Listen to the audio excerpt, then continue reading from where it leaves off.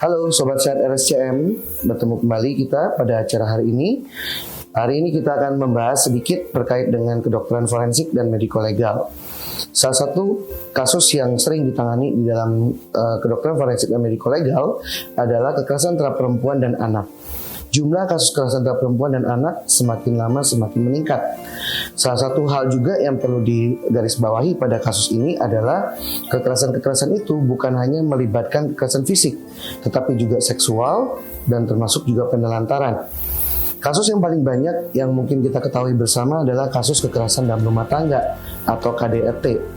KDRT kalau kita lihat dari segi undang-undang penghapusan KDRT nomor 29 tahun 2000, nomor 23 tahun 2004, kita lihat bahwa di situ korbannya tidak hanya perempuan, tetapi juga bisa melibatkan korban lelaki, anak-anak dan juga orang dewasa lainnya.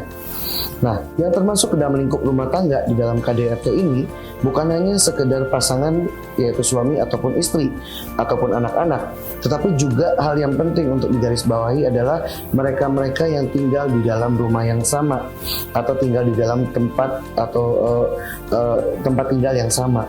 Jadi di sini termasuk juga yang kita tidak boleh lupakan adalah asisten rumah tangga. Hal ini sering sekali dilupakan bahwa mereka tidak dianggap sebagai bagian dari keluarga. Jadi apabila terjadi kekerasan terhadap asisten rumah tangga, tidak dianggap seolah-olah sebagai suatu kekerasan dalam rumah tangga, dianggap sebagai penganiayaan biasa. Nah, inilah yang harus kita ketahui bersama bahwa asisten rumah tangga di dalam Undang-Undang PKDRT merupakan bagian atau lingkup dari rumah tangga itu sendiri. Sehingga bila kita melakukan kekerasan terhadap asisten rumah tangga kita, sama seperti halnya kita melakukan kekerasan terhadap pasangan kita ataupun terhadap anak-anak kita, yang mana itu merupakan lingkup dalam rumah tangga. Nah, satu hal juga yang harus kita ingat di dalam KDRT, kekerasan itu tidak hanya meliputi kekerasan fisik, tetapi juga kekerasan psikis dan ataupun emosional, kekerasan seksual dan juga penelantaran ekonomi. Hal ini yang seringkali harus kita tanyakan pada setiap kasus atau pada setiap korban yang kita periksa. Apakah mereka hanya sekedar mengalami kekerasan fisik atau juga mengalami kekerasan-kekerasan jenis lainnya. Sebagaimana yang kita ketahui, kekerasan ini sendiri tentunya nanti akan memiliki efek atau dampak jangka panjang. Kekerasan fisik akan mengakibatkan luka yang mana secara dalam jangka waktu tertentu itu akan mengakibatkan kesakitan pada korban. Demikian juga kekerasan psikis, kekerasan seksual secara jangka panjang bisa menimbulkan dampak yang kadang bisa sangat fatal bagi korban itu sendiri. Penelantaran ekonomi, kadang-kadang kita lupa bahwa pasangan kita itu dihambat untuk bekerja, dihambat untuk mencari nafkah, padahal itu dibutuhkan untuk ekonomi rumah tangganya. Nah, hal seperti ini bisa kita kategorikan sebagai penelantaran karena tidak diberikan kesempatan untuk mendapatkan nafkah bagi rumah tangganya. Nah, lalu hal lain yang harus kita bahas di dalam kekerasan dalam rumah tangga adalah siklus kekerasan dalam rumah tangga atau domestic violence itu sendiri. Domestic violence memiliki siklus yang membulat, di mana siklus itu akan saling bertemu ujung dengan ujung. Oleh karena itu, seringkali kita sebutkan bahwa kekerasan dalam rumah tangga, siklus ini akan terjadi berulang-ulang kali. Oleh karena itu, penting sekali penanganan pada saat awal kita mendapatkan kasus seperti ini, segera diputus mata rantainya. Karena kalau tidak, kekerasan ini akan selalu cenderung berulang dan berulang.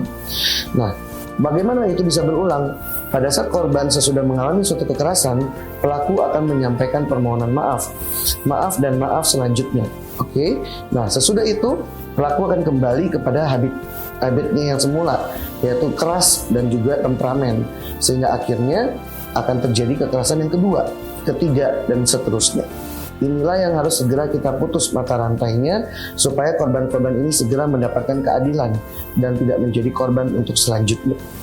Oleh karena itu, peran dokter forensik dalam kasus-kasus kekerasan terhadap perempuan dan anak itu juga menjadi penting untuk memberikan edukasi kepada korban, baik itu perempuan maupun anak, supaya mereka tidak menjadi korban-korban berikutnya. Ya, nah peran dokter forensik selain melakukan pemeriksaan terhadap korban-korban ini juga sekaligus memberikan edukasi pada saat mereka mendapatkan kekerasan pertama kali supaya mereka tidak mengalami hal yang sama berikutnya. Oke, itu saja yang bisa saya sampaikan melalui kesempatan kali ini. Semoga teman-teman sobat sehat RSCM semua bisa menemukan kasusnya dan juga bisa melaporkan kasusnya bila mana menemukan kasus-kasus seperti ini yang ada di lingkup tempat tinggal kita semua. Demikian, terima kasih.